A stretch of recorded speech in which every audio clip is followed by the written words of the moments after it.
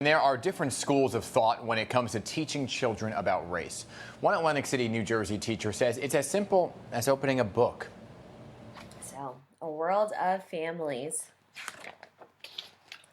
Families around the world come in all sizes and combinations. So wanting to share her list of multicultural books, Brittany Smith took to social media, posted book covers of some of her favorites. Well, that post, it got a whole lot of attention. It went viral.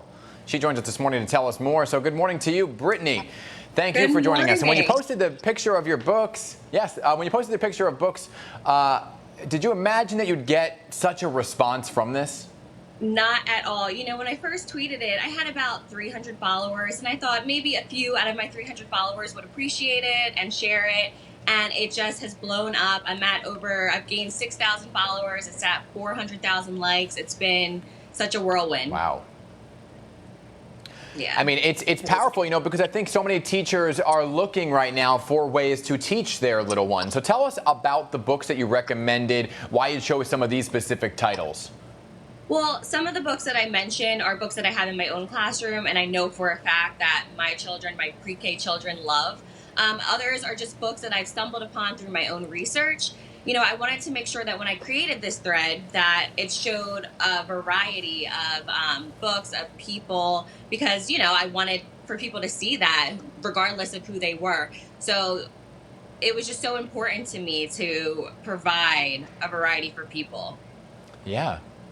And look, you know, literature like this is a way to bring it to such a young audience, right? So for you, tell me about how the preschoolers absorb it, right? Because you were teaching this and these books way before what's going on now, before George Floyd and before a pandemic. So how have they absorbed it?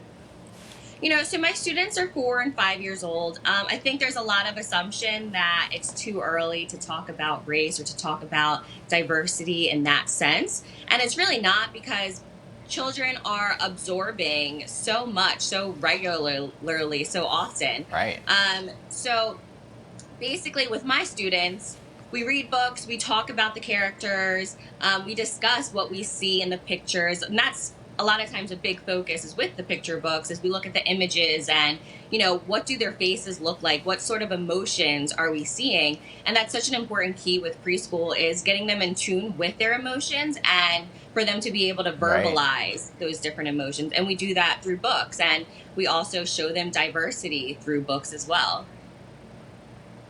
And, you know, and you've been teaching remotely now because of the pandemic for more than 2 months, right? I mean, how has that been going? And what are some of the challenges you face when teaching pre-K students via a virtual platform? Yeah, you know, it has definitely been an adjustment. You know, I have a great school district in Atlantic City that I work for, and they've been very helpful as much as they can be. One of the things that I've done, like you guys have shown on your site, is that I do YouTube videos for my students, and to kind of make it a little more comfortable for them. There's been so many changes. So what I do is I bring books home, or I use the books that I have at home, and I'll read it on my YouTube video or my YouTube channel, and I'll send it to them via our app that we use to communicate together. And we just communicate through that Monday through Friday, and I'll send them activities to do, videos of myself, and we try to keep some sense of normalcy despite everything. It's been a challenge, but, you know, I'm so glad that I'm still able to communicate with them.